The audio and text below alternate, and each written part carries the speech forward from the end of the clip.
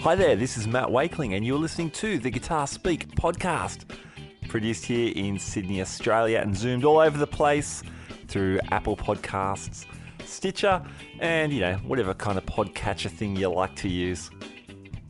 Now, it's episode 50, which is kind of cool. So whether this is your first episode with us or your 50th or somewhere in between, thank you so much for tuning in. Great to have you with us today.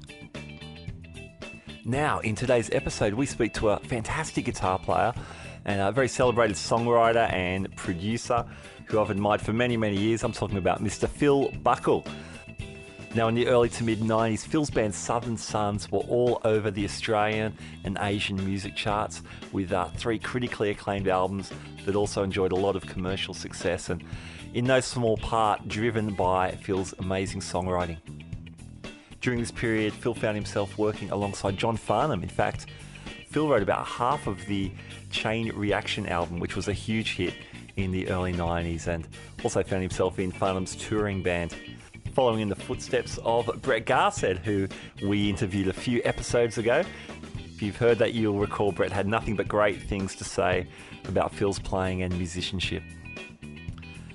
Phil's taken out a few really big awards in the Australian music scene. For example, the 1990 Song of the Year, ARIA Song of the Year that is, the 1991 ARIA Most Played Song, and the 1991 APRA Songwriter of the Year. Now, if all of this sounds like Phil was an overnight success, well, nothing could be further from the truth. In fact, like most of these situations, there's a lot of hard work and a lot of dedication to the craft going on behind the scenes. And that's certainly the case with Phil's career. All right, so we're going to get to our interview with Phil very shortly. But first, here's a word from my friends Mick and Jeff from the Amps and Axes podcast. Hey, podcast world. I'm Jeff Bober. And I'm Mick Marcelino of Amps and Axes. That's right. And we've got a cool podcast that talks with guitarists, manufacturers, engineers, and techs. Yeah, so check us out every Saturday on iTunes and Google Play. That's right. And as we're always saying, onward. All right, thank you, fellas. It's a great show, Amps and Axes. Definitely check that out. Now, there's a saying that, you shouldn't meet your heroes. Well, throughout the last year or so of doing this podcast, I've met plenty of my heroes, and it's been nothing but a pleasure. And that was certainly the case when I got to meet Phil Buckle. So, here we go. Phil Buckle, welcome to the Guitar Speak podcast. Absolutely stoked to be here, mate. No worries. Fantastic. Phil, when did you start playing guitar? What got you inspired in the first place? I think there were some mates at school that were starting to learn. And I think I was 13 at the time, so maybe a little bit older than a lot of other people. But I was 13. My brother had already been playing for a couple of years, so I'd seen him, messing around. He was already up to electric guitar. Okay. But someone at school managed to get a real cheap guitar from Allen's or something, which is a local, music store, and convinced my mum. Actually, someone gave me a guitar with one string in it, and I took it home, and I played Zorba the Greek to me mum, which was enough to convince her, or maybe I should get. And we were very, very poor. I don't know how poor mum. I don't know how she afforded half the things she got us. She really must have. She was one of those lay-by queens, She put stuff aside. Okay. So I ended up with this little $25, I think it was $25 nylon string guitar, and I learnt on that. So that's kind of where I started. Wow, that's cool. Hey, so Zorba the Greek on one string's pretty good, though. You must have gone all right. Oh, man, I can't remember. It must have been pretty good, though. But, I guess I had a natural aptitude for it. But I never had a teacher, which I think was a mistake. In fact, in my life, I think I've had I think I had 6 classical guitar lessons off friends. Oh, wow.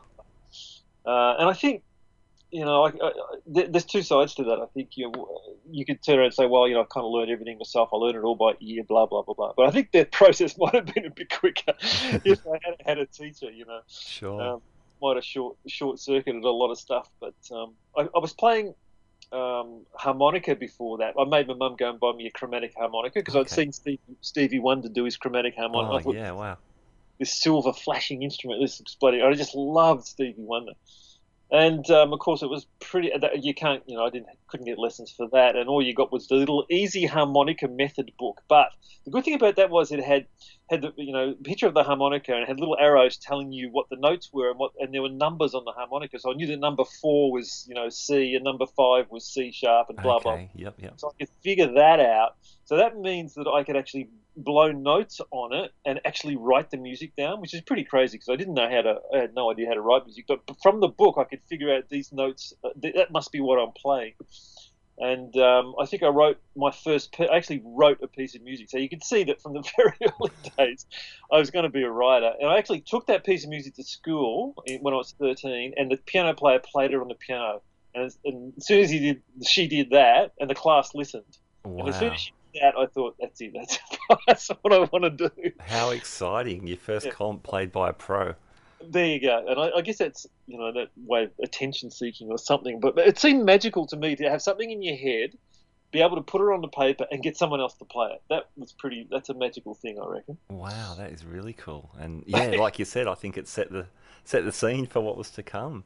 It did, because as soon as I got my guitar, the first thing I did was write a song. Very, very first thing I did was write another little tune on it, and it was like a little not finger picking, but some simple little tune. And then when I learned a couple of chords, once again, I just wrote a song because by that stage I was listening to Dylan. I think I got for my for a birthday, for my 13th or 14th birthday, my sister bought me.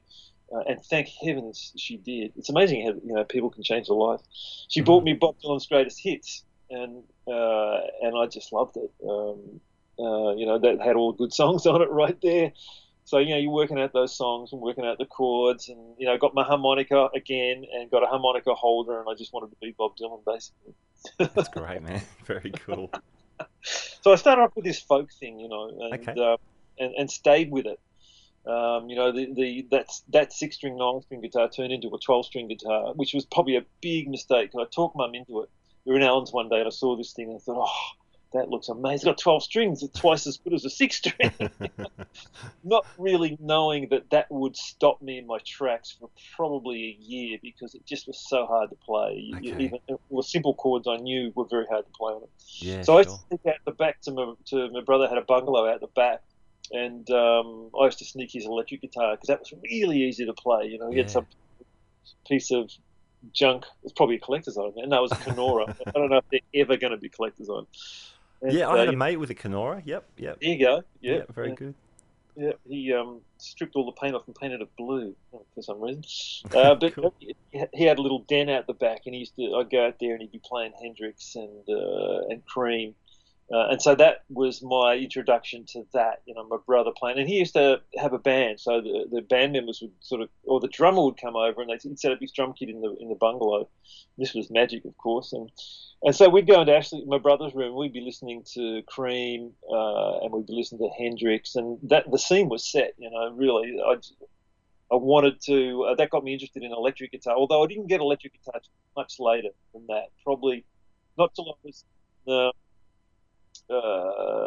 sixth form, I think, or around about sixth form, which is matriculation or HS. I just stayed with acoustic. I really did. And here's a funny thing for you. You won't believe this. I didn't learn, because this is this thing about this. There's no internet, and even though you could watch people on TV, I don't know. It never dawned on me that what they were doing. I never knew how to bend a string, and I didn't know how to bend a string on a guitar until I was 19, going on 20. Okay, yep. I'm not kidding you. My brother had, or I have, this is now when I'm like 17 or something. We had Johnny Winter records. I was listening to Hendrix. I remember playing in a band with Ross Fraser, who was John Farnham's producer, because we went to school together. Oh, okay, yeah. I remember playing in a band we did a school social or something. They shouldn't have let us on the stage. We were absolutely, we knew one song, and I think it was, Purple Haze, Jimi Hendrix, Purple Haze. Right. And I had this double stack amp that someone had hired, and I had my brother's, would you believe my brother had a Jaguar. Somewhere along the line he got a Fender Jaguar. Wow. Beautiful guitar. I didn't know how good it was, and he loaned it to me. And of course I wasn't used to playing electric. And I'd worked out the solo for Purple Haze, but I'd worked it out just by sliding. Yep. I remember being right up on the next time we're trying to play this guy. There's probably I'd give anything to hear it. It'd probably sound bloody terrible. But I didn't know how to bend a string. I honestly didn't. And the funny thing was, I'd sat in a room with a mate of mine's brother, and he was what we thought was a pretty damn good guitar player. He could play Tobacco Road, which is, that I was born down, and this head. Yeah. I remember him sitting in front of me, and he's playing this old Maton Alva, which is a semi-acoustic kind of thing. And he obviously was bending strings because this magical thing was happening. I was watching him, but I still didn't figure out that. I don't know. I was an idiot. And I remember the day it happened. And I actually had a Gibson SG. That was my first electric guitar, a Gibson SG. Wow, nice. Living away from home at this stage, when I was 19, and for some reason I plugged my guitar. I didn't have an amp. I plugged it into my tape recorder. And because I plugged it into my tape recorder and turned it up, the tape recorder distorted. And that was the first time I realized that's how you get distortion. Before then, I never figured it out. I just never figured out how guys got that sustaining sound. I thought it was in the guitar. I thought someone told me that Jimi Hendrix had a tape recorder in his guitar, and I believed them because you didn't know. Exactly. No, you didn't know that you could turn an amp up and it would distort. I never thought of that. That was crazy. And one day I bent a string. I don't know why, but I bent it, and that was it. It was like, that's how you do it. Oh, man, I was so behind. But having said that, at that stage, I could play guitar pieces by John Renbourn. I'd worked out classical gas when I was 15. I'd worked out, just off the record. I'd transcribe everything. I mean, everything that someone gave to me, I ripped it off. I was a mad transcriber, but it was all acoustic stuff, It was like Simon and Garfunkel. I learned all my Travis picking, all the stuff that you hear on Burn For You and Hold Me In Your Arms. I learned that all from Donovan, Donovan that Fraser brought around. So I'd worked out that whole steady bass thing with the thumb and just by playing it a billion times and just getting one, because you couldn't slow things down, just getting one note after the other. And I didn't realize how good that was for my ear, because I'm a pretty good transcriber. I mean, just before I'm talking to you, 10 minutes ago, I'm transcribing Charlie Parker lines. Okay. Wow. Because I'm really interested in bebop, and I was, even back then I was, because for some reason I ended up with around about that same time when I couldn't even bend a string. I was buying records, and thankfully I bought a Wes Montgomery record, like a Greatest Hits or something, the best one you could probably get at that age. And I had a George Benson record, and these guys were freaking me out. And I had Benson Burner on vinyl, and I've still got it somewhere in the house. And Benson Burner is it's just like, you ask any jazz player who's interested, in technique and stuff. Benson was killing it back then. I mean, he was killing it. And that's going back that would be 68, 69. I'm going back in years now. Okay. And to actually hear Benson, he was only 19 years old then, and I knew it. I knew this guy's 19. He's like a couple of years older than me, and listen to him. That was a double album, and man, he was. And I didn't know what he was doing. I'd kind of figured out that the rock and roll stuff was in this one scale, which was pentatonic. Mm-hmm. I didn't know it was called that. It was just the good old, this square box thing, usually on the fifth fret of the guitar. But Benson was playing all the notes in between, and it twigged me. I just went nuts. I couldn't figure out what it was. That was the first thing that didn't. Well, it stopped me. I could transcribe it, sort of. I couldn't play it. It was too hard. But that was one of those things. There was a couple of times when I realized, because I started to get pretty smart, thinking, I can work out anything, man. The world, I had this idea that it's just there on the record. It's mine. I can take anything. I can work it out. And I started try to work out that stuff, and realized, hang on a minute, that's actually beyond me. I can hear it, I can know where the notes are, I can't play them. Okay. And that was, if I had a good teacher, he would have said, well, might want to look at your picking technique. You might want to look at your other hand. Those things didn't occur to me. It was more like, I can't play this stuff, and you can't play it on a nylon string guitar, buddy. I was trying to play all that stuff on my nylon string, including Johnny Winter, and I couldn't figure out how he got that sound, and that was all the bending. Anyway, I'll stop talking about that stuff, but this just goes to show you how ignorant you can be, because there's no one there to teach you. No one. I listened to your Brett Garsed interview, which I enjoyed a lot, and Brett said a lot of it's exactly the same stuff that happened to me. Yeah. There was no one to talk to. That you just had the records, and if you couldn't see someone bending a string, and even if you can see someone's hand movements, you can kind of figure out what they're doing. But all that stuff was a mystery. So all that fast Johnny Winter stuff that I used to dig, all that pentatonic blues stuff, I just couldn't figure out on the nylon string guitar. But as soon as I learned how to bend a string on an electric guitar, then it was all open to me from. Okay. Cool. So were you doing any other bands? So you had your Purple Haze band. Did you? Well, yeah, that was. I did. Funnily enough, my brother and I started this band called Buckle Band. Can you believe? And it was kind of. Was it? I don't think it was cover. I can honestly say that there was only one period in my life where I played covers, and that was in a wedding band kind of later on. I think I only played with those guys for 6 months. It taught me a lot, actually. But every band I've ever been in has been original songs. I've never had that thing of, we'll slip in an original. It's always been, no, we're just going to play originals. And I don't know why I did that. It was for no philosophical reason. It was just, I really wanted to write. I really wanted to come up with riffs and stuff. And the funny thing was, I remember Paul Gale, this Paul Gale guy keeps getting mentioned, the guy at Soundworks down in Ringwood, who's our guitar repairer and Brett's guitar repairer and a lot of people's guitar repairers. His band used to play one of my songs, which is really bizarre, even way back then. It should have been the portent of things to come. Phil, you're a writer, come on, because I was writing these riffs and things, and I really dug that stuff. I couldn't sing though, and that's probably been the bane of my life, that I haven't got a voice that works in a rock and roll kind of band. I've got a voice that probably works in a folk scenario, but I never could front the band. So you always had to do it through someone.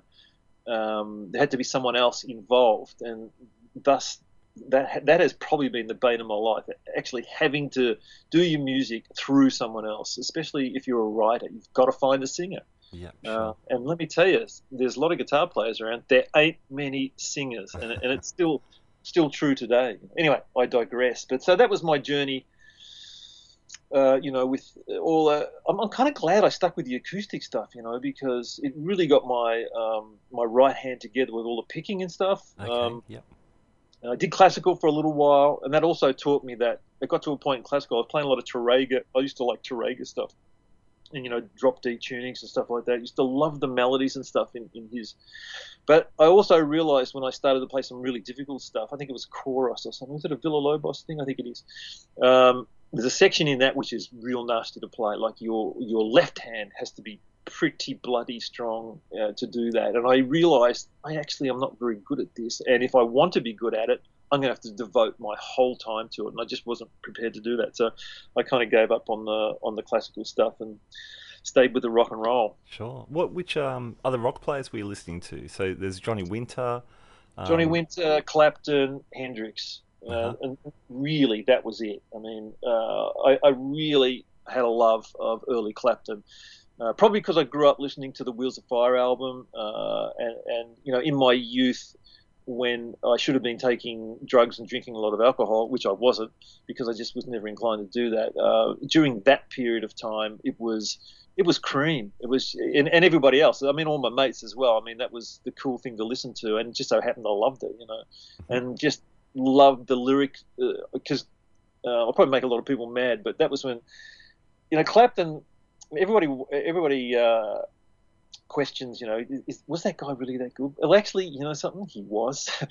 The lyrical way he played, especially on that early stuff, and I kind of lost interest in Clapton when he picked up a Strat. Sad to say. Oh, okay. Yep. The whole thing just disappeared for me right then, because it was that sound that he had, the Brown sound with the 35 and the 5. Absolutely, yeah.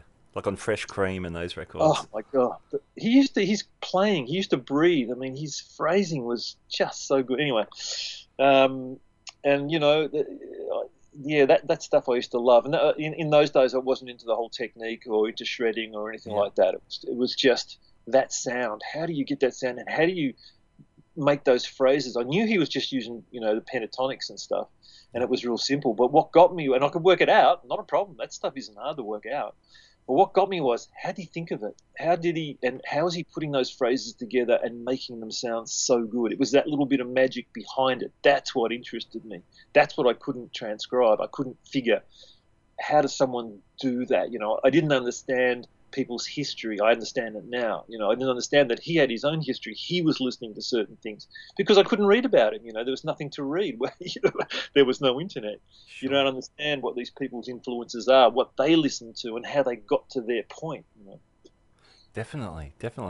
So, so you're learning all this stuff. You're absorbing lots of stuff by the sounds of things, and you're writing a lot. When did you form the band The State? Okay, so we jumped ahead a few years now. I should actually go back and say that around that time I was learning all that folk stuff. I was writing folk songs. I actually wrote my first album, what I call an album, when I was 17, still in school, and actually recorded it on my tape recorder.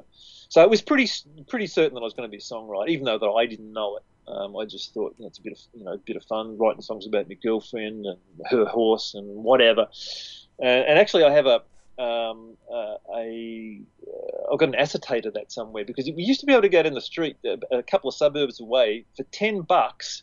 You could go and get an acetate made of your tape. This guy had this system where, he had like a record making system where he'd make you an acetate. You'd play the tape and he'd transfer it to an acetate. It was only one record, but I had a record. That's still very cool, yeah. Yeah, me and Ross Fraser did it when we were kids, because Ross was the guy that got me into sound-on-sound tape recorders.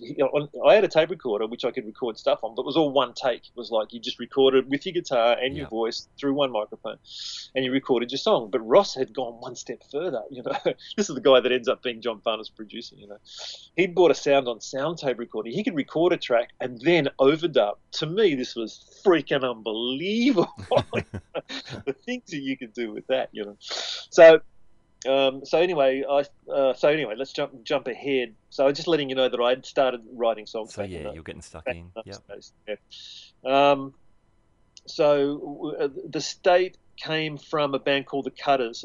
I started working in a music shop. I spent when I left school, I really didn't know what I was going to do with myself. So I ended up working in factories, and I worked on road gangs. I worked in so many factories, my God. But the great thing about that was I saw how people live. I learned what that was like, how to really earn a living. And I did it for years. I particularly worked on road gangs for about 2 years, I think it was. Probably did 2 years in factories, 2 years on road gangs. And road gangs, literally you're on the road digging ditches. I mean, that's what you're doing all day from morning till night. Getting abused by foremen and what the alcoholics that used to work on. I mean, I just learned a lot about the world. And I come home and practice, and what it was doing was making me stronger and stronger inside to never have to do that. If that was life, I didn't want to know about it, because that was hard. That was to get up in the morning, go to work in the summer, work on the roads. I mean, and I worked in all these rubber factories, making these horrible things, meeting guys that had been working there for like 20 years. Their whole life was in factories. All this was doing, I didn't realize it at the time, was instilling in me, you are not going to do that. You are going to do something else, And so I was very driven to practice and get a band together. And so it was during that time that we got the first band together, which was called the Cutters.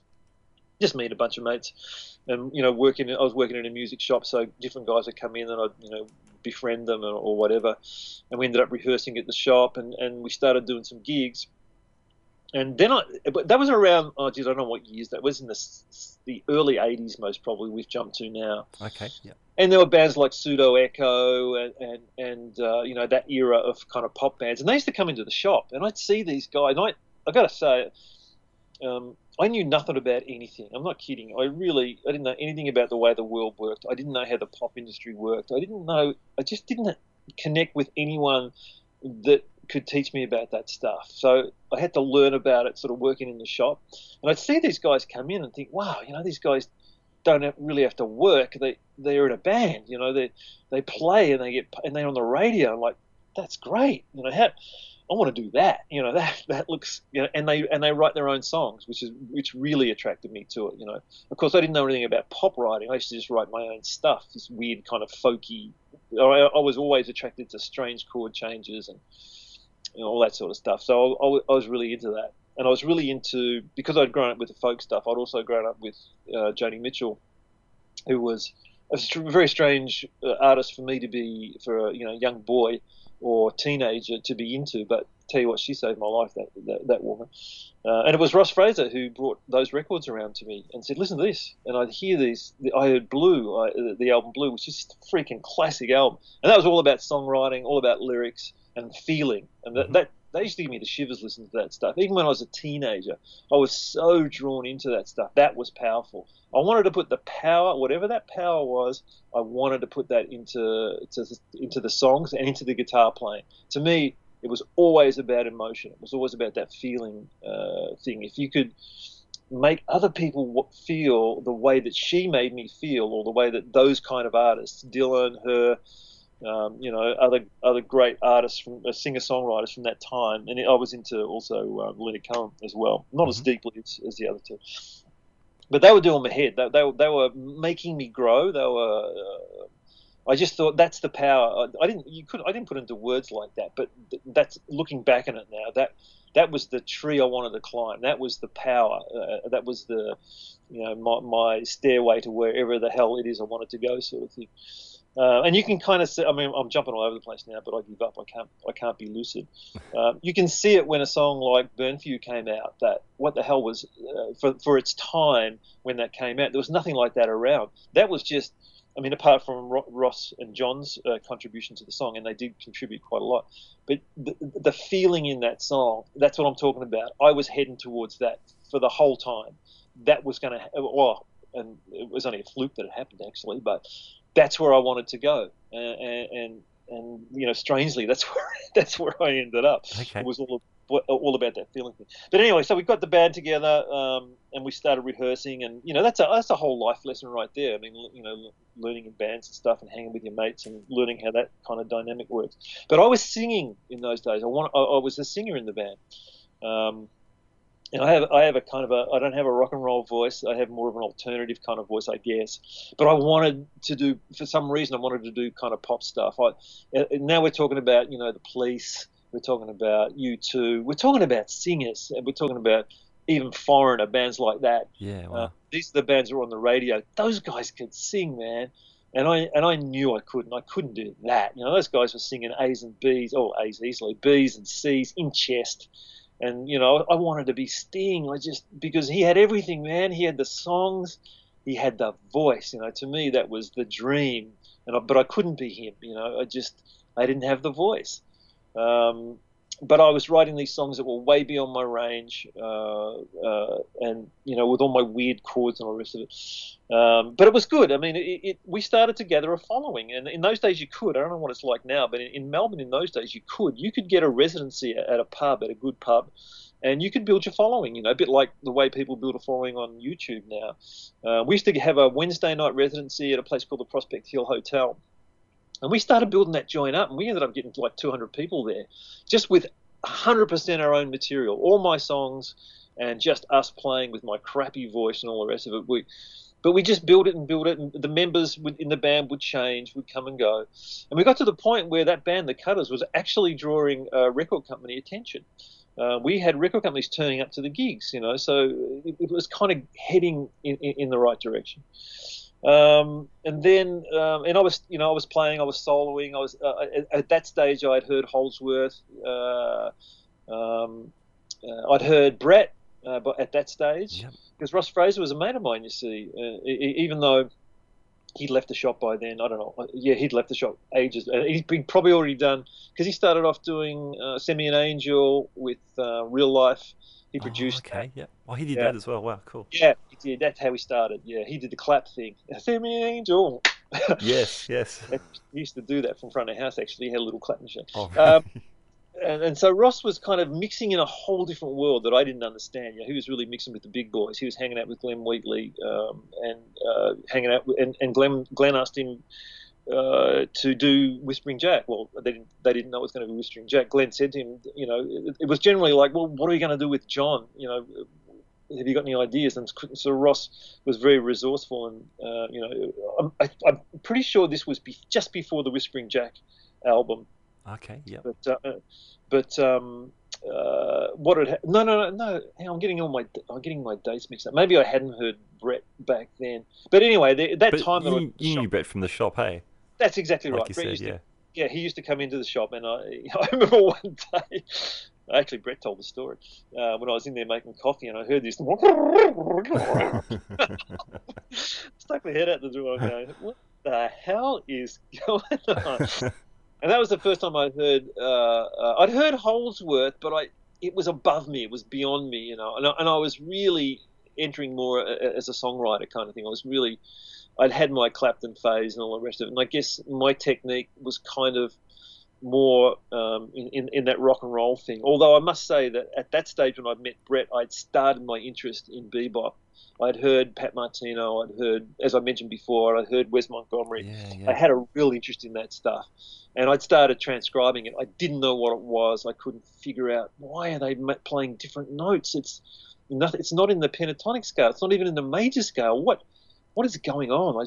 That was a real mystery to me. But anyway, I'd started doing all that stuff, and then I heard Brett, and I thought, that's pretty happy. So I even transcribed a lot of Brett stuff, trying to figure out what he was doing. And I got into the whole, I had my legato period kind of thing. Yeah, I've seen videos of you playing that legato stuff, and your technique's not dissimilar. Like there's still, like you're doing hybrid picking, but there's a lot of right hand fingers creating those notes as well. Yeah, well, see, that all came from the folk stuff. I found that right. easy. And I was, to be honest, I was just copying Brett doing that. What I didn't know, because I'd never sat down with Brett and said, "What are you doing?" Although he did come to the house once. I forget what we talked about though. We just talked about other stuff. I guess because my heart was in two camps, I really wanted to write songs, and I was drawn to do that. I think to do what Brett did, you kind of got to just go at it. You've just got to devote your life to that, as it were. And I kind of, I've always been a practice kind of guy. I've always practiced guitar a lot. I've practiced for about 4 hours today. I've always practiced a lot because there's always new things to learn, but it's never been to one particular style. I've been like just picking stuff up from here and there, all that kind of thing. So back then, in the band, in the Cutters, there was soloing, and I was doing some shredding kind of stuff. I was getting into that. There was Malmsteen had come on the scene, so I was aware of those kind of faster guys, and I was kind of intrigued by that. I wanted to include that, so there was a bit of that. There was definitely legato stuff going on back then too. But once again, I was a singer and I was a songwriter, so that took up a lot of my time. That band, the Cutters, then turned into the State, and the State was now I'm getting much older now. I'm probably 24, 25, 26, something like that, much older. And by this stage I'd already built, even before then I'd already built a recording studio in my house. I'd spent every cent I had and bought this huge mixing console, and I was learning about recording. I didn't know anything about it, and I tell you what, the tapes we were making sounded like absolute crap because I had no idea. Because once again, where do you learn that stuff? I didn't have any friends in studios or anything. I just knew that being in a studio was, that's all I wanted to live in the studio. I wanted to do that so badly. That was like paradise to me. Because I think what had happened was, because of the shop, I ended up being a Roland clinician for the Roland guitar synth. Oh, okay. And they'd taken me to a studio and we recorded this little song, of course, that I'd written, a little jazz thing that I'd written. It's funny, it's all mixed up, jazz, folk, the whole bit. But I wrote this little bebop thing, and we went to a real studio and recorded it. And as soon as I walked in that control room, that was it. I had to, that was a dream. I want to live in one of these places. It was like somewhere from outer space. It was just all this equipment, and it was all about music. It was all about making music. And I thought, I just want to write and have a studio and be able to do that. And that's what I do now. Fantastic, man. Isn't it funny how it's all it all starts like that, but that mad passion for it. So anyway, the Cutters turned into the State, And the Cutters we were playing some pretty weird stuff. I mean, there was a lot of, it wasn't any time signature kind of stuff, but my chord changes and stuff were pretty out there, and I was really interested in playing open strings. You can tell by Burnfield. I mean, I was playing those kind of things on electric guitar all the time. Okay. You know, sliding stuff around, weird chord change. I never ever wanted to play a bar chord. I couldn't stand the sound of that. I was kind of anti that kind of rock, if you know what I'm saying. Yeah, sure. Were you using lots of open tunings by then? I know. Not by then. No, the whole state. Hang on the state record I'd started to, because if you listen to the state record, there's a track, a boogie kind of thing. That's Not My Life. That's right, and that's a C tuning, and I got that from Joni Mitchell. That's where that came from. There was a Joni Mitchell song which she's obviously popular for, called Woodstock, of course, and she does this slow version of it on guitar, because originally it was on piano, and it does this live version on it. And there was this one part in it where I knew she'd hit a bunch of open strings. I knew she'd barred a chord. That's right. You can tell when someone's barred a chord. You can hear it. Yeah, and for sure. And it's like just a one finger bar. You can kind of tell. And I thought, that's the tuning. If I can work out that bar, whatever she's barred right there, I've got the tuning. Once again, before the internet. And I did. I worked it out, but I got it wrong. Found out later. I got one string wrong. Oh, really? Yeah, because she tunes in that particular. She uses a lot of tunings. Like a lot of her songs are just a different tuning for every song. So she uses it from the E string, from the bass string. It's C, G, E flat, F, B flat, C. No, C, B flat. Sorry, and I got B flat, B flat. In other words, I had the two top strings, my two high strings, tuned to B flat. They're in unison. So that's Always and Ever. That's that tuning on that song. And also... okay, wow. So it's like a C minor kind of thing. It is. Yeah, it is, with a raised fourth. With a four, yeah.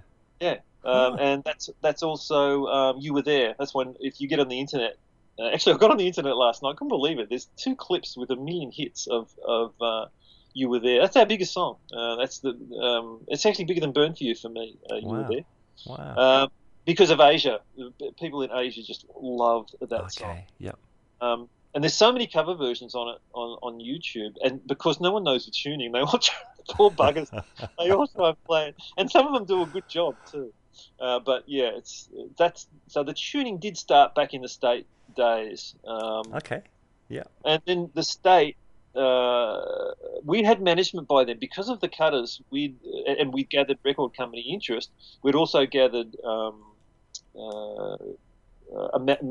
manager. And this guy kept coming to see us, and he just loved us, and he loved the guitar playing, and he loved the passion in it, and he was saying all the right kind of things. So we thought this was pretty cool, having a manager.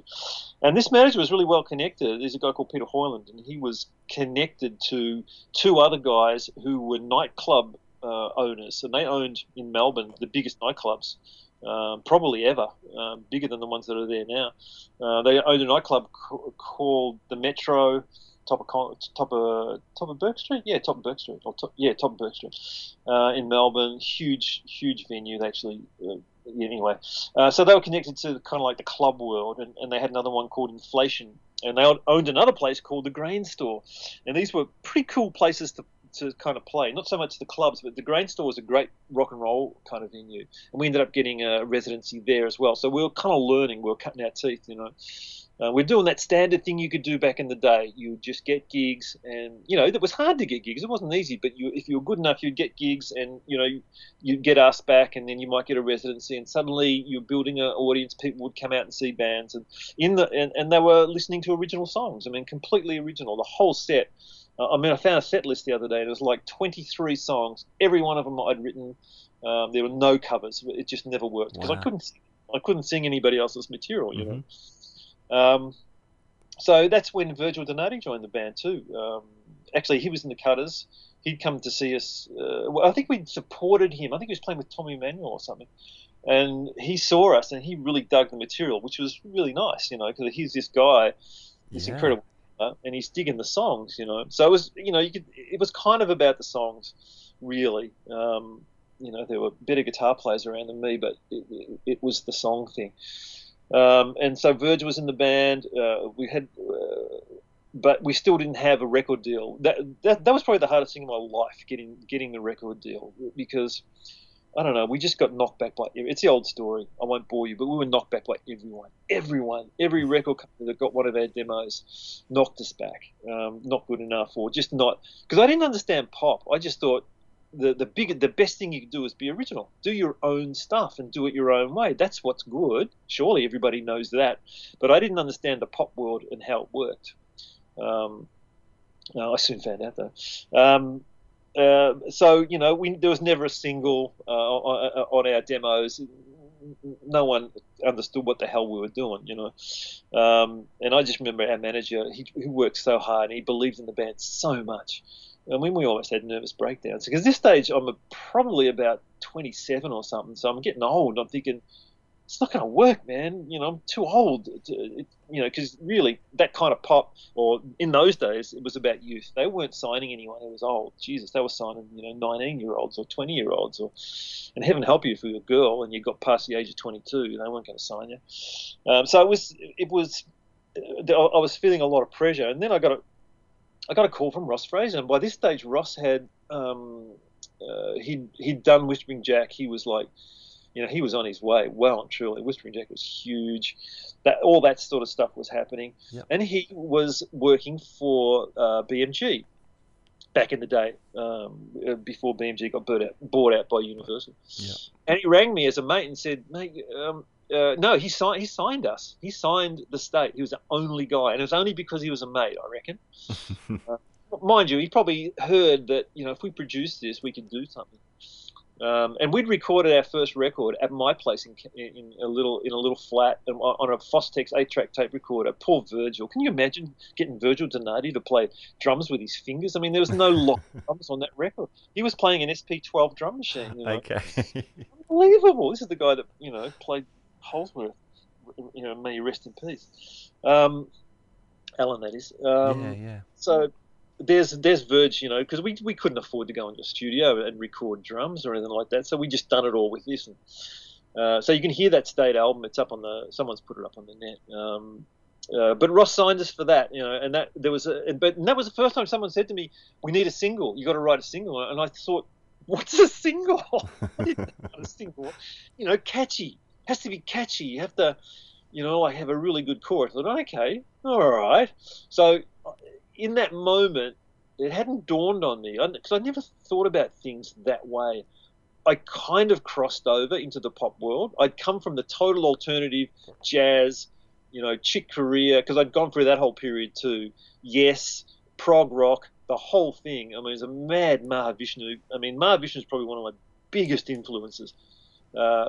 Not so much John McLaughlin. Yes, John McLaughlin, and not so much his solo guitar playing, but the music on those albums. Just, I was listening to nothing else. Let me tell you, that freaked me out. That was so good. The writing on those albums is still so good. Anyway, let's not get into that.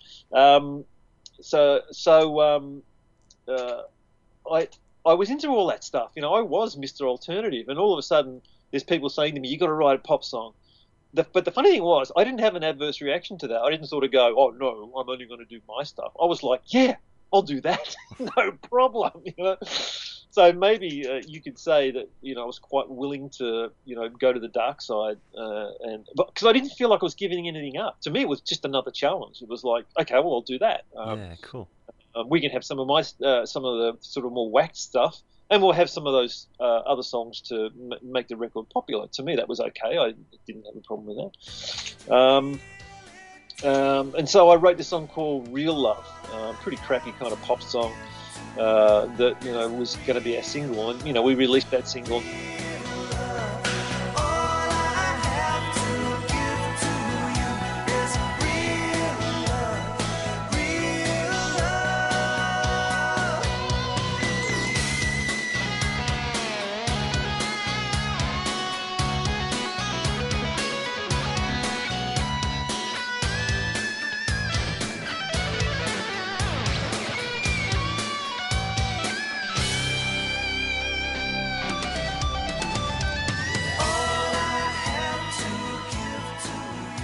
The record sounded so bad because it was done on a bloody 8-track.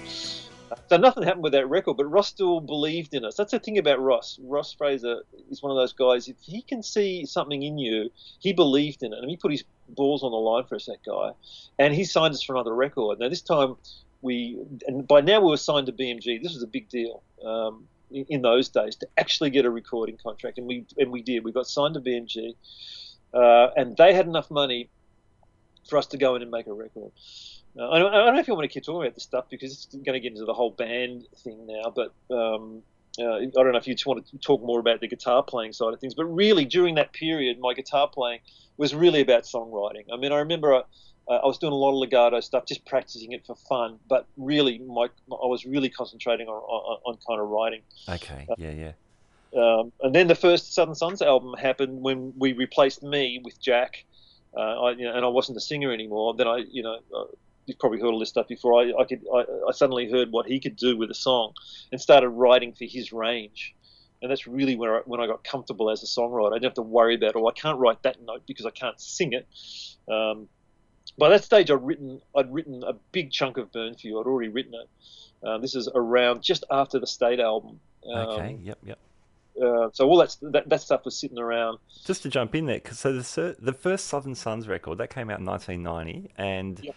Chain Reaction was about the same time that the John Farnham album. So, yep. So there's a lot of this stuff going on at once for you. It is. It all coincided. Yeah. Can I ask you about Jack joining the band? Because that becomes a big deal for Southern Sons, obviously. So you're looking for a singer who can pull off this stuff, but Jack comes in. He's also an incredible guitar player. Yeah. How do you guys start working out your parts and things? Because I guess as you've just said, so this is what sort of brings it to mind. If the songwriting's more the focus for you, so when Jack turns up, are you then, I guess with the guitar parts, are you happier to pass off the solos to him as well? I know you both went back and forth on parts, but absolutely was happy to do that. I was finding that there was so much work for me, like so much pressure. This is probably the first time in my life where I had so much pressure, and I was, and my whole life was leading to this. Everything that I'd done was leading to this for it to be successful. Yeah. Before that, it was just fun in the band and write more songs, and all of a sudden we had a recording contract, and I was really feeling the pressure, because those guys would drop you, and if they dropped us, it was over. Really, I don't know if I'd ever come back from that. I didn't have enough years to come back from that. So I was real happy because I heard Jack play, and he was great. It was like, it's not as if it was a guy that couldn't play. I'm like, yeah, I better do the solos because this guy can't play. Yeah, he could do that stuff easy, And in fact, I enjoyed writing the chord changes so he could play over it because he did play so well. My ego, and we've all got one, was not in I'm going to be the best guitar player in the world. My ego was more in I want to be the best songwriter I could be. That's where it was dawning on me that if I had a gift, it was there. Not so much in the guitar playing, but in the songwriting side of things, sort of thing. So I wrote all that stuff on that first album, the Always and Ever, Hold Me in Your Arms, and Heart in Danger, all in a really quick period, probably within a 2-month period or even less, because I heard his voice, because suddenly he was this voice. And that's probably when I turned into as I said, I wrote my first album when I was 17, but now I was really thinking about songcraft. I hadn't ever thought about it before. I just wanted to write whatever I wanted, in whatever form I wanted to. It was all about being, organic or whatever. Even though I didn't think of those things, it just came out. Yeah, sure. Now I started to think about form. Now I started to think about chorus, verse. Is this bit going on for too long? Is there something stronger here? All this sort of stuff. The mechanics of kind of song. And it was pretty much a crash course. Because we were in the middle of recording that first Southern Sons album with me as a singer. We had recorded Always and Ever with me singing it. Oh, okay. And we literally went in, took my voice off, and put Jack's on. And I remember the night. This is funny. Not many people know this story. Jack probably doesn't know this story, but I'm going to tell it. We still weren't sure whether he was the right guy for the band. He just sung Always and Ever, and I was blown away. I just thought that is a hit, and I didn't know what a hit was really, but it was affecting me. It was like, that's a pop song. That was before Hirschfelder came in and put the keyboard and stuff on it. Okay, yep. And Ross and I took a walk down the corridor. This was at Metropolis in Melbourne, where so many hit records were made. And Ross said to me, "Is he right? you think he's the right singer for the band? And I said to him, right, mate, he's unbelievable. And Ross said, I'm still not sure. And I remember that. It's like, what? How could you not?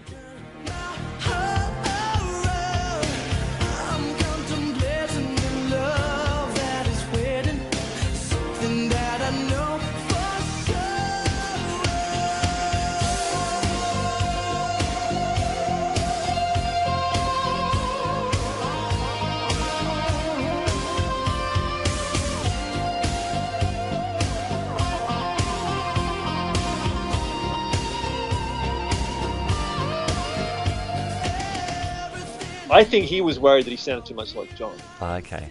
And Well, that was a lot of people thought that when did. Heart and Danger came out, everyone thought, oh, it's a new Farnham single, but it yeah, wasn't. exactly.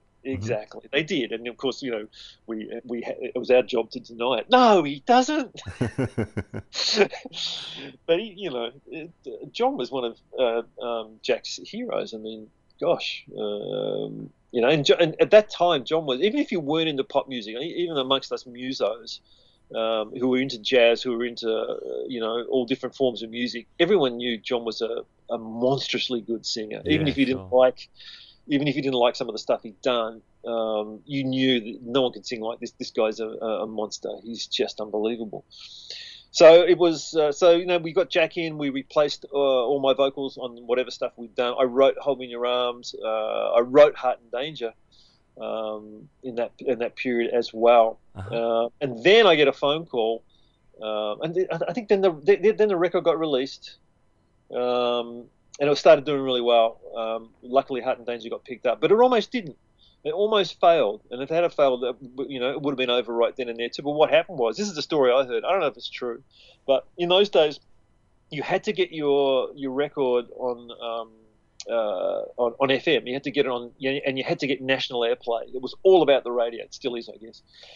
You had to get, and then those days the record company would go in every week and play them their new releases, and then the radio stations would have a meeting. They'd listen to the stuff and say, yeah, no, A rotation, B rotation, no, we'll listen to that one again next week. It was hard. It was really, really competitive. And of course, the first thing we heard this, that there's a station in Melbourne called Fox FM, which is I think there's still the number one station. You had to get on that station, otherwise you were toast. Anyway, so the record company takes that in and they listen to it, and they're all like, sounds like bloody Farnham. We're not playing that. It's just a bloody John Farnham song, But evidently, this is a story I heard that Darryl Braithwaite was actually in at the radio station at the time, and someone said that played him Heart in Danger, and said to him, "What do you think of that?" He said, "I think it's great," and that was it. They started playing it. So if it wasn't for Darryl, we wouldn't have got on at Fox FM. If we hadn't got on Fox FM, we wouldn't have got on 2Day FM in Sydney. Okay, yep. And it sort of went from there.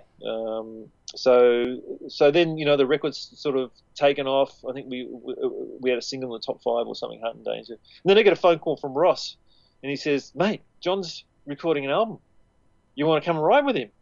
I'm like, so at this stage, really, I'm not playing any solo guitar at all. I'm just writing. Okay, It's back to acoustics. It's back to all that kind of thing. And then I went and wrote 6 tracks with John, one of them being Burn For You, for the Chain Reaction album, and all those 6 tracks got on the album. And suddenly I'm hanging with these dudes. I'm hanging with Ross. I'm hanging with John Farnham. And then John asked us to do the Chain Reaction tour with him, so Jack and I are suddenly in his band. So we went from, I'm talking about a guy working in a factory. Suddenly I'm standing on stage at the entertainment centre playing to 15,000 people, and they're going nuts, and they're singing my songs. So it all happened so quickly, but took so long to happen. Mm-hmm. Took so long to happen. By this stage, I'm in my 30s, man. I was old when that band was happening, but luckily I looked young. In a way, it was kind of good because I had my head on my shoulders. I could kind of, even though I still didn't see a lot what was happening. But anyway, I didn't do anything stupid. I didn't get into drugs or anything like that. I was kind of past all that. But luckily, I looked pretty young. But by the time the band broke and everything, I think I was about 32 or something. Okay, yeah. And then away it went, sort of thing. It had its rise and had its fall. Do you mind if I go back a little bit and talk a little bit more about Well, Burn For You, you've mentioned it Yeah. a bit, and I was keen to sort of talk through that a little bit. Sure. No worries, mate. Go for it. Yeah. Easy. So with Burn For You, what's the process? So you've already mentioned that, sort of halfway through writing it during Yeah. some of those early sessions. How does it Yeah. go from you writing this tune to it ending up on a 6 times platinum record? Yeah. Um. Well. Oh, and if I can just interrupt, Yeah. winning Yeah. winning the ARIA Song of the Year in 1990, by the way. Yeah. Yeah. It did too. Yeah. And I got. Yeah. That was amazing. Well, it's interesting because you can kind of see a lot of the jazz stuff that I was doing back then. In fact, I remember messing around with a chord progression way back that did something like this. So it was like a bossa nova thing, right? But it was that. Now, if I take that first chord, move it up 2 frets, there's the first chord for Burn For You. Ah, okay. So I was messing with those chord shapes. It was like I was hearing the Police. I was messing with, I loved all that stuff, all those open strings. Yeah. And I'd come up with that for some reason. I can vaguely remember the first night I came up with that chord progression, and the first thing I came up with was the chorus, and I actually sang "Burn For You." Wow. And that's something. We didn't really talk about songwriting a lot because I know this is a guitar thing, but songwriting is a whole other thing, and I have a whole other method of how I've developed that, and a lot of it has to do with what's that thing where you deal with where you see things in color, synthesis. There was yeah. Well, I'm one of those dudes. I've always done that. I've always see chords as colors. Literally, I see colors. Wow. And that helps me in my songwriting. I didn't know it did, but it really, because I use it more and more these days. Where you see the shape of a song and you see the color of the bits that you like, and so you try and do more of that color. It sort of really, really, really helps. So anyway, I had that. For some reason, I played that chorus, and I had, and the thing I was going to say was what I've always done as a songwriter, and I don't know how this happens, and I hope it never stops happening because my career will be over. But when I get an idea for a song, I always if I come up with a chord progression and a melody, I always get a lyric, and it happens at the same time. Really? Wow. It's very rare, and I don't know why that is. It's not some. I'm not saying that aren't I great. I'm not saying it like that. I'm saying I don't know why, but I go into like a trance-like state, which sounds a bit wanky, but it's actually true. You're just off somewhere with the fairies. You're just playing your guitar kind of thing, and you get into that state where you become receptive to things. Your mind starts chasing these colors and ideas, and it becomes all very sort of abstract. But you're in this kind of dreamlike kind of state, I guess. So I'd come up with that chord progression, that whole thing, and I'd sung "A Bird for You." I had that whole thing going on, and I don't know why. I'd never heard a song called "Burn For You," although I discovered later that there's. So yeah, I had that chorus. I'd sung that lyric, and I'd actually recorded it. I put it on tape recorder, and I just put it to one side. And this is when what was I writing? I think we're in between albums or something. I don't know. I'd just done I think I wrote it before. No, I'd written it before the Southern Sons record. Okay. And I'd never played it to Jack, because what happened was my manager came around, and I said, "Look, I've got this idea, and I'm not sure. I can't sing it. This was for the band. It was going to be for Jack." And I played it to him, and he sort of looked at me and went, "No, I don't think so." And that was it. I just put it away. I always remind him about that when he walks into the house that song bought, So I put that song aside. So then I got this phone call to go right with John that I told you about, and we're sitting in this little shed at the back of his place, because his place is being renovated or something. And I'm sitting there in awe. I'm sort of standing next to John Farnham for the first time, man. hearing his voice, and I was like, wow. And I think we'd written New Day Comin', that one that I did the jazz solo one. I think we'd written the guts of that in the morning, and he was kind of really happy with that. And Ross had gone to get some sandwiches for lunch, and he sat me down. And he said, "Phil, you got any ballads?" And I had this one ballad. I won't go into the story, but I thought it'd be perfect for it. I'd written it years ago, and I thought this is perfect for John Farnham. And here I am sitting with John Farnham. I'm going to play him this song, and I thought this is it. This is going to be one of those stories I'm going to be able to tell. I played him it, and he said, Yeah. What else you got? I thought, the only thing I've got is Burn For You. Wow. So I played it to him, played him that Burn For You chorus, and I had the structure. I had all those chords going on. Yeah. I didn't have the middle eight, but I had Okay. Yeah. the rest of the chords and stuff. Yeah. So And, are you in? By the way, just jumping in, are you in an open tuning? It sounds like you're in open E No. or something. No, it's standard. It's funny. A lot of guitar players ask me that, but no, it's one of the few Really? tunes. Wow. Hey, maybe I should write some more in normal tuning. Maybe. No, I have. Don't worry. It's normal tuning. Yeah. Okay. It's just the open strings you've got droning against some of Exactly. the fretted that create those colours. Beautiful. Yeah, exactly. And John said, we'll finish that this afternoon, just like that. Yeah. Because Joe, that's the thing with great singers and great musos. They can hear an idea. Wow. And funny thing is, I work with a lot of people who are really talented, man, but they can't hear a good idea. Yeah. Isn't that weird? So many singers I've worked with that are really freaking talented will play me something and say, "Oh, well, we've just done this. This is great." And I'll listen to it and go, "Oh, I have to say something nice," because I don't want to. But yeah, I mean that's a whole other subject. But that's a gift, I reckon. Being able to recognise, something mightn't be right, but you can hear that. Well, there's something really good about that. Yeah, sure. Do it, I don't know, whatever. So anyway, John heard that and sort of dug. And then Ross came back and we played it to him. And he said, "Yeah." He said, "Well, we need a middle eight." So we started writing the lyric. They liked the Burn For You lyric, which is kind of cool. And this is where I started to learn a lot about songwriting, more about songwriting, the way John went about it, because that guy's, he by that stage, he'd done that Little River Band thing, he'd done a lot of stuff, Yeah.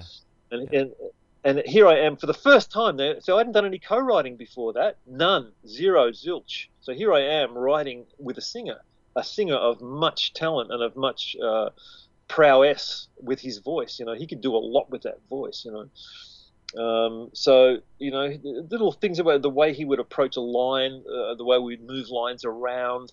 I was just learning stuff and just learning about how long the verses should be, just basic stuff that I'd only just learned from instinct. And it was a great period for me, and so. We sort of finished it, and we had a little, I think it was an 8-track Akai or something John had, and he said, "Well, we better do a demo of it," So I put down the guitar track, and he went in and sang it. And when he walked out, because he was in another room kind of thing, and we were listening in the other room. And when he came in, he was actually crying. Actually, I could see he was crying, and he shook my hand and said, "Mate, that's one of the most beautiful songs I've ever had the pleasure to sing." And from then on, my life changed. It really did. Not only did the Suns go bang, but the whole the Chain Reaction record went bang as well. And suddenly I was just flying.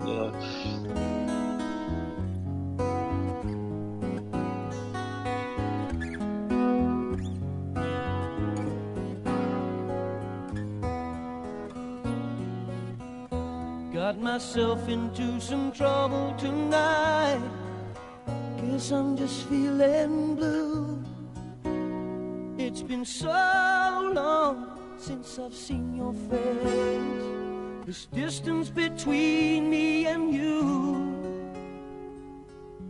That voice you showed me is not the one that I know. I must be strung out on what I do. Don't hang up again. There's nothing else I know how to do. But I burn for you. What am I gonna do? Burn for you. I guess it feels like you're always alone. Wow, that's incredible, man. Yeah, it was. It was freaking incredible. I remember, honestly, standing on stage at the tennis centre to a sold-out house playing Burn For You and having people sing along and just thinking, this just struck me, it's not going to get any better. That's it. this is the moment, and it was just complete. If there ever could be pure joy and the weight of the world lifted from my shoulders, it was right at that moment. And I just thought, if it all turns after this, at least I can say, I felt that, how when if you work so hard for so many years that things can come together, It was that was a magic period. Yeah, wow. Like you said, you ended up doing the tour as well with Jack in the band. That must have been great Jack fun. the band. Yeah, and we went to Europe. We toured Europe, which I'd never done that before. Played open air. We did the summer circuit, and we were on tour with ZZ Top and Bryan Adams. And, it was wild. We went right through Europe on that tour, playing all the big stages, playing to over 100,000 people at one gig we did. There was one gig we did in Nürburgring, which is somewhere up in Germany, where the famous car racing thing is. There was over 100,000 people, and it was just a freak out because Sting was on Sting, Toto, John Farnham. I'm not sure if ZZ Top were doing that gig, but man, it was a big show. And I'm standing backstage, and Sting's standing. I don't believe. And there's Steve Lukather standing over there.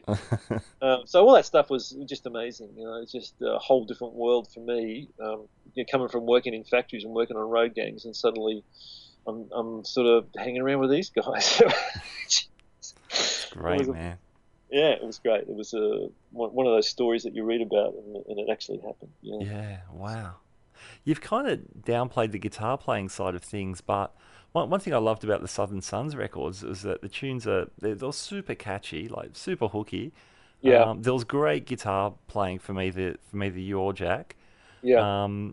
But the parts were cool. Like this was pop songs, but driven by really great guitar changes and great guitar parts.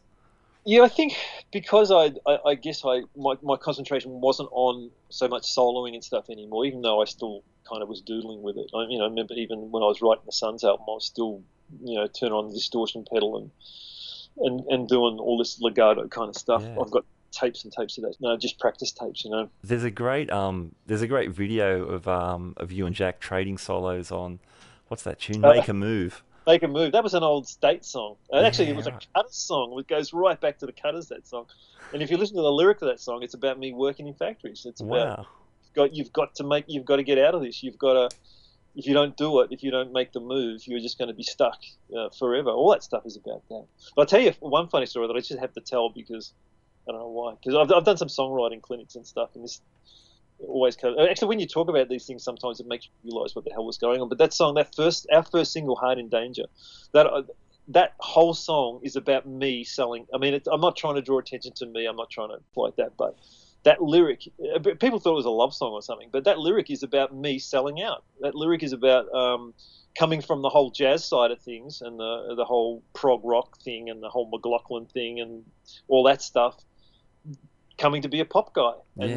Outside of the circle. Yeah. All my life I stood outside the circle, right outside the circle. Being so wrong somehow felt right. Who needs to belong? And that's what the Heart and Danger thing was. Wearing me down. Because really, I was at the end, man. I was OC, what do they call it, OCD. I was doing these weird routines every night before I went to bed, turning lights on and off a certain amount of times. I was a wreck. I had stomach problems because this band had been going for like 15 freaking years, and it was reaching a point where I was getting to the age where if it didn't work, I didn't know what I was going to do. I couldn't do it. I'm one of those guys. I can play guitar and write songs. That's all I can do. I can't do it, or I can work in a factory, and I didn't know what I was going to do. I had I think at that stage we had a baby on the way. I was living on like, I don't know, $200 a week or something, and it was a disaster. It was just heading for complete disaster, and then it just went bang. So, part of that first album was that desperation thing of all my life I've done this whole jazz thing and been my own guy, not done covers, not done anything like that, never been a pop guy, and suddenly listen to Joni Mitchell, listen to Bob Dylan, all that stuff is real, and all of a sudden I'm writing pop songs. So it's weird, but it came out in that song, Heart and Danger. So anyway, there it is. Yeah, cool. Next time listen to the lyric, and then it's all set out. Yeah, that totally makes sense. Yeah. Adds a lot more depth. That's cool. I love the album Nothing But the Truth. The again, the guitars on that are great. The tunes are great.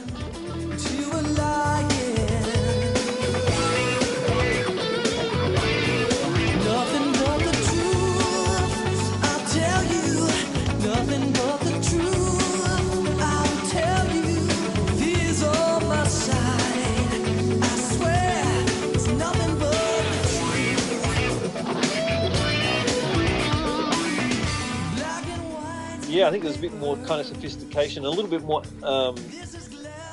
I think a little bit more out of controlness in as much as I was really fighting against the pop thing by then. Okay, yeah. We used different. We didn't use Ross on that. And as far as a pop thing is concerned, that was probably a mistake. Even though I loved Louis Shelton. Actually, Louis Shelton was the guy that did all the Monkees guitar stuff. Oh, really? Wow, cool. Right? Yeah, he was a great guitarist. I remember him actually. There's one track on that. What's it called? So Unkind on that album. Oh yeah. It's got a couple of weird chord changes in it. And I remember Jack was messing around with the guitar solo. I remember Lou walked up to him and said, "Try this," and sang him the guitar solo, which Jack ended up doing part of. I sort of thought it was. Yeah. That's a very lyrical solo. Yeah. That's cool, man. So we it was that whole pressure of the second album kind of thing, second album syndrome. You've got to come up with some hits and stuff, and really I was sitting down trying to write hits. That's the worst thing you ever want to try and do. It just doesn't work, But somehow I managed to pop out Leaving the Water, and I really like Nothing But the Truth. I kind of wanted to go in that direction. Yeah, I love that tune, man. Yeah, I know. Have you seen the way Virgil's done it? I mean, he did a version with Jack on. If you look it up on YouTube, look up Virgil Donati, Nothing But the Truth, and there's him. I've seen it. Yeah. That is so cool. Yeah, I really dig that. And I kind of wanted to go in that direction, and I reckon we kind of should have. I reckon we should have broken from the whole pop thing, but the call was too strong. We got this success, and I did not want to let it go. Sure. But I wasn't smart enough to know that this is if you're going to play the pop game, you've got to play by the pop rules, and the pop rules are reinvent. And I didn't know that. I know that in hindsight, but we just try to do more of the same. Mm-hmm. And I think that's a big mistake. But also, just around that time, the world was changing, as pop music does. Along came Nirvana. Yeah. And all us kind of 80s guys just blown out of the water. Basically, music changed. And I think for the better as far as rock and roll was concerned. But we got caught up in that, and I remember taking our stuff to radio and then just saying, "No, I'm not playing it. That's it. You're no longer the flavour of the month," and that's what happens when you try and be the flavour of the month. You can't do that. You've got to be smarter than that. And I wasn't. It was new to me. This whole pop thing was like I was not equipped to deal with how to work the system. I was just a guitar player in a band, basically a songwriter, and I didn't have the nous to even lyrically. I didn't have the nous to put something a little bit more hard edge. There was too many love songs on Nothing But the Truth. I remember we did a gig at the Grain Store when Nothing But the Truth was released. I remember one of our really ardent fans, a girl, who come to all the gigs and everything, just loved the band. She came up to me to have the Nothing But the Truth album signed, and she looked at me and she said, "You got 5 love songs on this album. Is that a good idea?" And bloody dawned on me, and it only dawned on me right then and there. Hell, I didn't even think about the makeup of the album. I just thought, as far as the direction of the band was concerned, I just played right into the Europop band kind of thing. Sure. Yeah. I was going to say, there was grittier stuff. I mean, Nothing But the Truth. Shelter was a great track, the first track. Yep. Loved that. Yeah, but the love songs, I need to tell you something, Phil. 2 of those love songs ended up at my wedding back in '94. So oh, wow. They came to good use. I had a mate sing and a mate play You Were There. Oh, fantastic. Which was lovely. That's really nice. And my first dance with my wife was to Wildest Love. Ah, there you go. See, I like that song, man. I listened to it the other day and thought there's that sappy part of me that really loves a good ballad if it really makes me feel something. Yeah. And I think Jack just sang that song so well. Beautifully, yeah. And it's such a simple song. It's just a 1-6-4-5. Dun dun dun dun dun dun dun. Yeah, it's got that little. That's all it is, but it's in a D. It's in a D tuning, which sort of gives it that other kind of side to it. There's a part of me that kind of likes that, like, hey, here's a real simple pop song, and if a pop song's done well, I love it, because I grew up, before I started all the jazz stuff, when you're a kid, you listen to all that pop stuff, and I grew up listening to Roy Orbison and the Beatles. My sister had the Beatles. She'd buy every Beatle record that came out, and I'd be playing with my Lego blocks and listening to the Beatles. Those songs went into my head, man. So yeah. With with Wilder stuff, is that Jack? It sounds like Jack Yeah, doing the that's solo Jack, on yeah. that. He's perfect for that sort of stuff. Because Jack, Beautiful. I mean, I don't know, you should try and interview Jack one day about his guitar playing. He was really influenced Yeah, by love Larry to, Carlton. yeah. And even when he, like, at the age of 15, he was doing all those Carlton solos. He had them down cold. And so that whole knowledge of chord changes and the right note to play at the right time. And also what freaked me out about Jack was he was so relaxed because he'd done so many gigs, like a million more gigs than I'd done, you know. Because he'd played in cover bands and stuff and whatever since he was really, really young. And in fact, he'd auditioned for our band when he was 15. Oh, yeah, I read something about that. And you guys knocked him back because he was too young. Yeah, it's a true story. So that's a true story. Yeah, it's a true story. It's amazing, isn't it? He's such a naturally gifted, relaxed kind of guy. He's one of those guys that I remember in the Farnham band because when we were in John's band, I had to play John's songs. Well, to me, this was a whole other world. I only knew my songs. I didn't know anyone else's. Yeah, right, yeah. No, I had to sit down and learn, and here I am playing all these major bar chords going, what the hell is this stuff, you know, really? And I found it kind of weird, natural, you know. So I'm standing there trying to remember the chords. It was like we're playing You're the Voice, and I'm going, okay, next chord's a G. Yep, got to go. Really, I have to think about that. Whereas I remember one day looking over at Jack and Wayne Nelson, you know, the whiz, was the bass player. They're talking to each other and they're playing. Yeah. I'm going, how are they doing that? Yeah. I've got to think about what the next chord is, and he's over there just doing it naturally. Just like there's another part of his brain that's dealing with that, and while this part of his brain's talking away, you know, and keeping perfect time. And Wayne, man, that guy, he was like Benson. He had the feel from hell, and I was standing right in front of his amp. And I tell you, when he was talking to the drummer or talking to Jack or talking to Hirsch, he never missed a beat. Never. Always in the pocket. Anyway, we go on about those guys. So that was never that was another reason, Matt, why I was so happy to hand over the guitar playing because I was a nervous performer. I was never relaxed on stage. Always, I'm one of those guys that can't get out of the moment. I can't. How can I put it? I'm always thinking about something. My mind won't stop thinking. I'm thinking about what's happening in the front row. I'm thinking, are they liking it? I'm thinking, what's the vibe? I'm feeling it's that whole, and then that whole that thing I was talking about before about the colours. It all plays into this feeling thing of what's the atmosphere. I'm thinking about the atmosphere intensely, feeling the atmosphere change between the audience and the band, and how is this working? And while I'm thinking that, I've forgotten what I'm playing. It's hopeless. I'm telling you. I can't see that in the videos though. When I watch those videos. And I'm kicking myself because I did get invited to watch Southern Sons. You guys were playing at the Enmore or somewhere years ago, and I just couldn't make it for some reason. I've kicked myself since, but all the videos I see you playing, all those live videos, you look I like guess you're having so. A good time. That was when I'm doing our stuff though. You know, when I was in John's band, I was I've got to get this right, and these are not my tunes. I remember these guys playing That's Freedom, and it's a massive E and F sharp minor chords and B, and then you have to drop a bar here, and you know, to other players who play that stuff, that's easy. That's a walk in the park, you know. But to me, playing in tunings and playing all that odd stuff, that's easy, you know. That's what I grew up with, and doing that kind of stuff. I mean, in the Suns, I think we had, I don't know how many guitars I had. I had about 4 or 5, I think. I had a D tuning, I had an E tuning, I had a C tuning, I had a normal tuning, and I think I even had and the little Yamaha was tuned for Heart and Danger that was only a drop D. I could have done that on the spot, I guess, but that was tuned to drop D. But I was happy to do that. That's easy stuff. It's playing other people's tunes that sort of wigged me out. That was that was weird, and it made me realise that I am. How could you put it? It sort of made me realise that people are good at certain things and are not so great at others. Well, I think you definitely found your thing and squeezed a lot of cool guitar stuff going on. Your guitars back then, I seem to remember you had a Gretsch.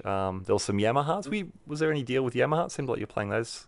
There was. I did a little clinician run for them on the Pacifica, which was new back then, and that was a beautiful guitar to play, but man, I can never get a good sound. It was so thin, and I think it was made out of mahogany, so this thin little bit of mahogany, and it was just always thin.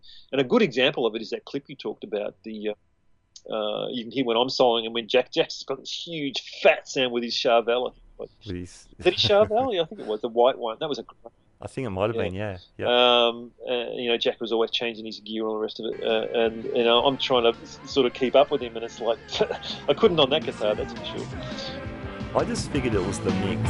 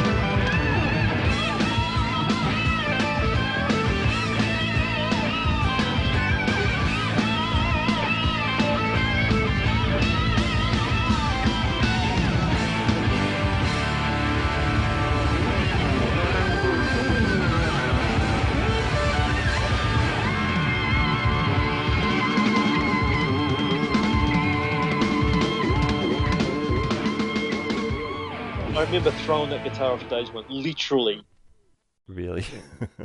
I just hated it in the end.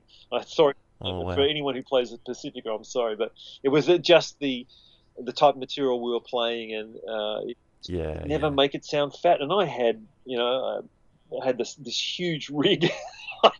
They were the days of power amps and all that sort of crap, and Soldano preamps. But I remember literally throwing it off stage at. I can tell you where it was too. I think it was at Parks at the RSL. Oh yeah. No, it was actually it was on the border somewhere, Albany or something. Yeah, somewhere like that. And just literally just picking it up, throwing it off the stage, and that was it. That was the end of that guitar. And I wasn't even drunk. Oh, cool, man. I've seen you been playing Strats and stuff. What do you so the jazz stuff you're doing now? What are you playing on that? In fact, what was the New Day guitar? I'm jumping around a little if that's okay, but sorry, which guitar? For New Day, for that solo, what was that guitar? Coming, that would have been one of my Strats back in the day. I had so many guitars. Wow. I assumed it was some kind of hollow body. Yeah, it kind of sounded like a hollow, but I think it was just a white. It was a session Strat. It was like, because I'd worked for a music wholesaler for a little while, Electric Factory back here in Melbourne, and they were bringing in session at the time. So I think I was just changing bodies, trying different necks. I was really into that. I was mad. I would ruin so many guitars, man. I'm not kidding. I actually scalloped the fretboard on a Roland guitar synth. If you watch the film clip to Always and Ever, there's a part at the end where we go through water falling. Well, that water was being pumped off the street, and it was freezing cold. I'm not kidding you. All of our hearts stopped when we went through that water because it was so cold. But I knew that whatever guitar I was holding was going to be ruined when I went through. So I'd wrecked that Roland guitar synth so badly. I'd scalloped the fretboard with a screwdriver. And so that's what I used. You can just see it. I just go through the water, and that was it. They just got thrown in the wheelie bin outside after that. Oh wow, man! But the jazz stuff at the moment, I'm a real fan of Collings guitars. Oh yeah, lovely. Yeah. So I'm using a Collings E-Style. I've got an E-Style Deluxe. I've also got a CL Jazz of theirs, which is just beautiful. And I've got a 1952 175. Way too many guitars. Got a couple of nice Ibanez jazz guitars as well, GB300 and a GB200. And I've got, because I'm thinking some of this stuff that I'm talking about writing, I'm thinking of actually changing over to a solid body because I need to be able to get a little bit of volume sort of going on.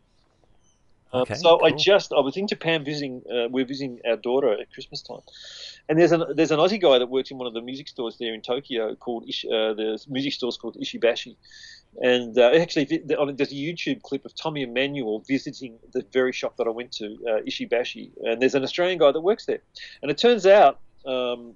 It was really funny. We're standing in this music shop, the biggest music shop I've ever been in. Oh my God, I've never seen so many Gibsons, Fenders, and just amazing guitars all in one place. And we're standing there looking at guitars, and suddenly I hear from just coming in from behind me, Phil Buckle from Southern Sun. He's a lovely guy. His name's Jason, and he recognised me. And it turns out he was a big fan of the bands, back in the day, and he's from Adelaide. Yeah. And every time we went to Adelaide, we used to allow him to come backstage and see the guitars, and we just used to talk a lot, and I'd forgotten, I just couldn't recognise him because this is like 20 years ago, and he's just going nuts, and he runs the shop there, and he just showed us, he just gave us the incredible treatment, just really showed us everything. He was just a lovely guy. But when I was at the shop, actually I went to a different Ishibashi shop when I went to Nagoya where my daughter lives, and another huge shop. They had so many Fender custom shops, and I'd never played a Fender because I'd kind of lost interest in solid body guitars. I'm sort of interested in jazz guitars now, and I've got my Strat and blah blah blah to write on. And I went to this shop and I thought, I'm going to have a look at some of these. I picked up one of those Fender custom shops, and my God, I was blown away. It was like, this is the best Fender I've ever played. My God, it feels incredible, That really gets me about that, Why can't they just do that with all guitar? Exactly. Just copy it, man. Just copy it exactly. But the way they felt, the necks were beautiful and they just felt right, And I thought, this is gorgeous. And I made the mistake of picking up, they had hanging there a Fender 1959 reissue Closet Classic Jazzmaster with ridiculous price tag on it. Anyway, I picked its guitar up and I just played it. And I don't know if it's ever happened to you, Matt, but sometimes, maybe twice in my life, I picked up a guitar and thought, this guitar belongs to me. This is meant for me. This guitar plays exactly how I want a guitar to play. I mean, and I've played a lot of guitars, and I've worked in music shops. I worked in a music shop for 10 years. I worked at a wholesaler. I used to go and pick the Gibsons. We used to, at the warehouse, I'd go through all the Gibsons, picking them for the shop. I'm used to, that whole magic of guitar thing is kind of worn off a bit, But this thing, man, it was magic when I picked this guitar up, and I just thought I've got to have it. So I actually ended up ordering one when I got back to Australia. So that will be the first solid body guitar I've bought in a very, very long time. I've got to sell a few guitars to pay for it. Okay. They're expensive. Woohoo! Cool, man. That sounds great. So that sounds I've heaps got a cool. Jazzmaster coming. I just got to find the right amp for it now, but I'm bored with it. Nice.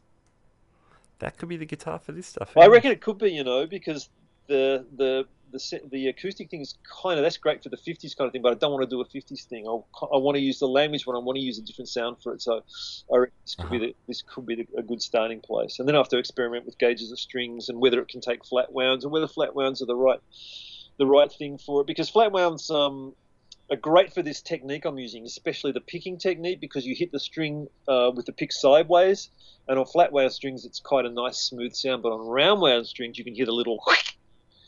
So it may or may not work. But anyway, you can get there's some good gauges, lighter gauges of flat wound strings that you can get these days. So I'll do some experimenting. But I don't think it's going to arrive for about 6 or 8 months or something. It takes them a while to make these things, because it's actually not in the catalogue anymore. It's actually been discontinued. So okay, yeah. So someone's going to have to make it. Wow. Kind of exciting. Good songs. Good songs. Yeah, it is. I mean, I've got a couple of guitars I'll sell. That will fund it. But yeah, I'm really looking forward to that one. I really am. Yeah, cool, man. Well, yeah, like I said, I'd love to see where this ends up for you. This new kind of direction. Yeah, I'm kind of scared about it, and I'm kind of excited about it, because it means I'm going to be singing again, which means I have to write in a certain range and all the rest of it. But it's one thing about my songwriting, because we didn't touch on that stuff, but that'd be another hour's conversation. The songs I've been writing since those days.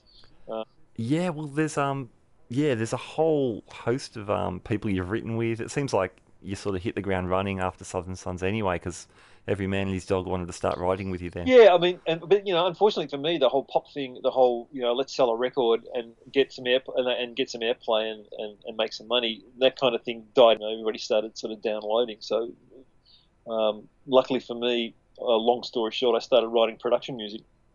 I mean, I'm really hard pressed to even if really famous people ring me and want to write, I really think twice about it, because unfortunately, I mean, if it's an art thing, sure, if it's something really cool and I know there's going to be no money, who cares? I'll just do it if they're great, if they're talented people.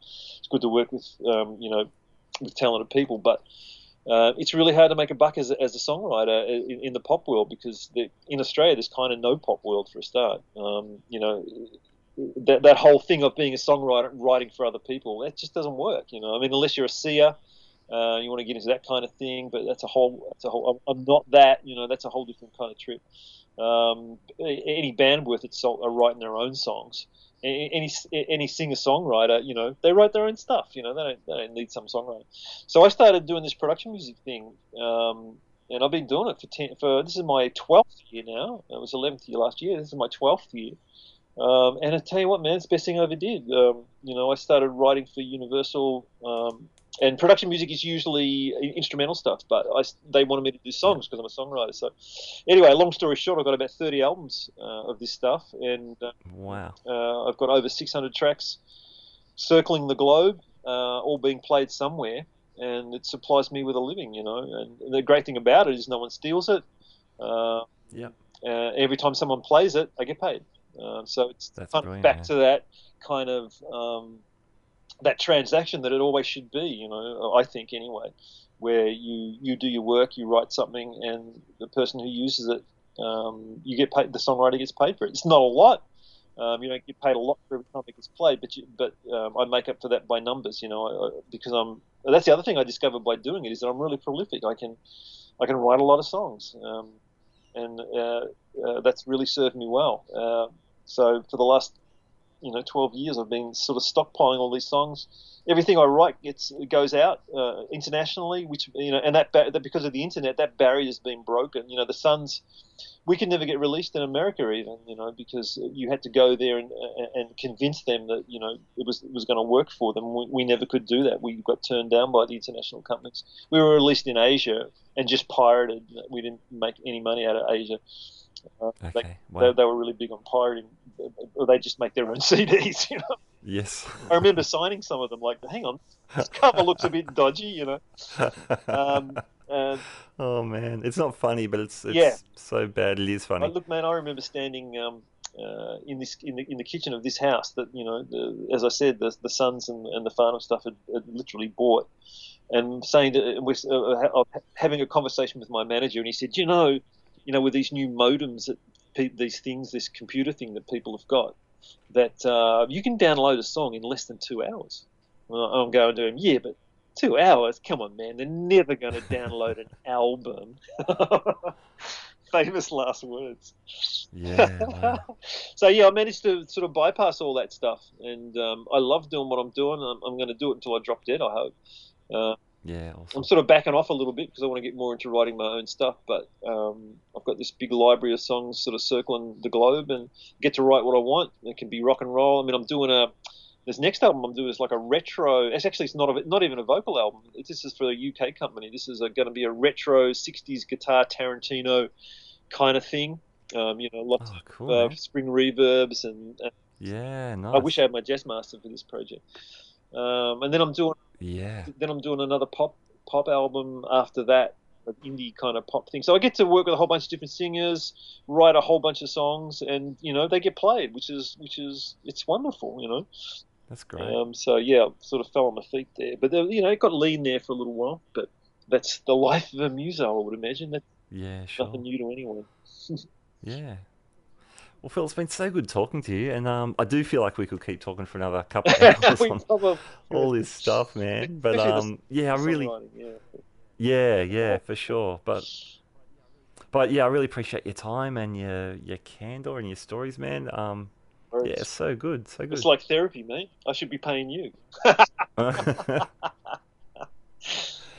Well, hey, give us a yell when your oddball jazz pop fusion comes together, and man, maybe we can speak some more. Yeah, definitely. I actually like to get some feedback from people when I do this stuff because I'm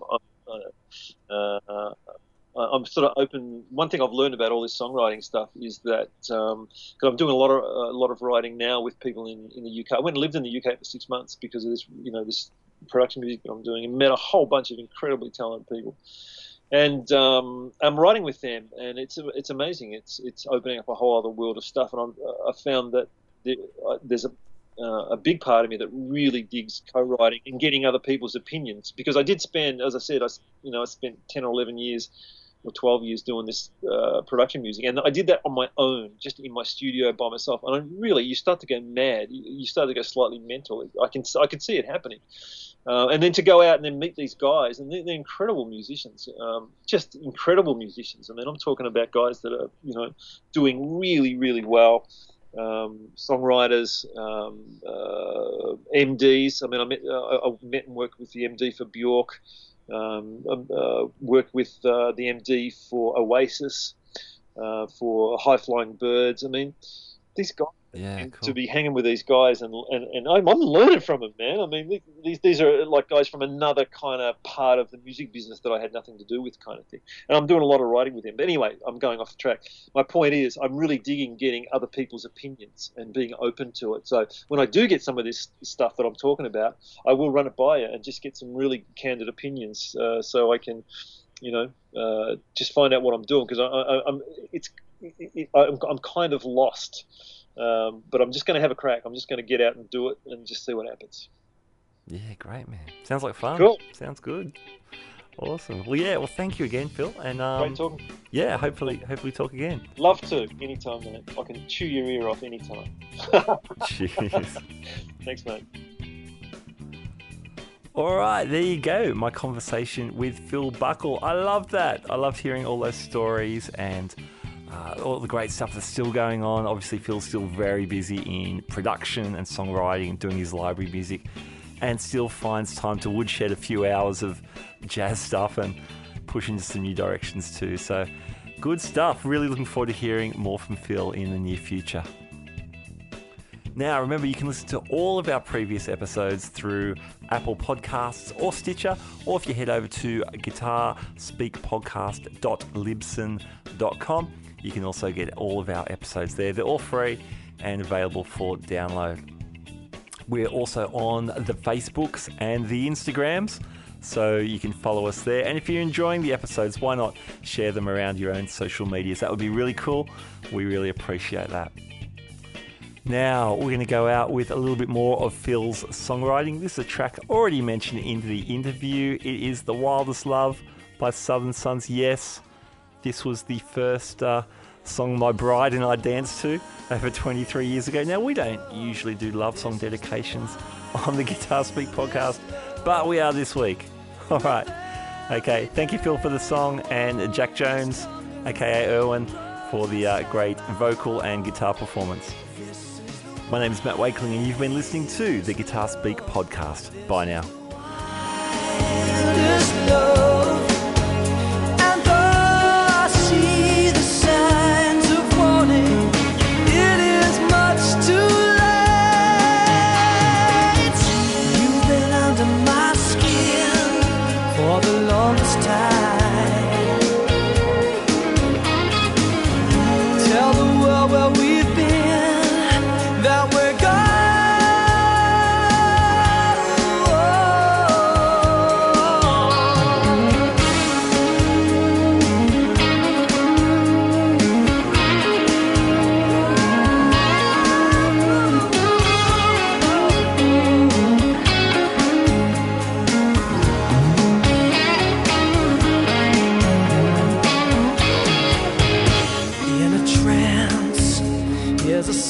To the memory of this chance, whole constellation spinning over our heads, cannot match what I see in your eyes.